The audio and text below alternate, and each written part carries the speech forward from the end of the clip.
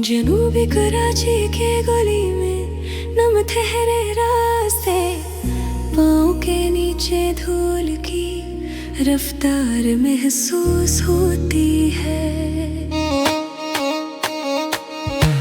एक आदमी छत पर चढ़ के बिटरियां लगाता है, खामोशी में हाथ थके हुए हैं।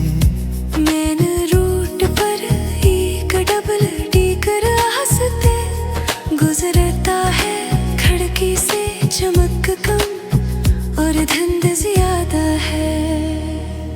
लोग कान में कपड़े फेंक करते हैं, आंखें सीधी मगर बातें अधूरी रह जाती है। हम इसी तर्ज चलन को कबूल करते हैं, यही मामूल है।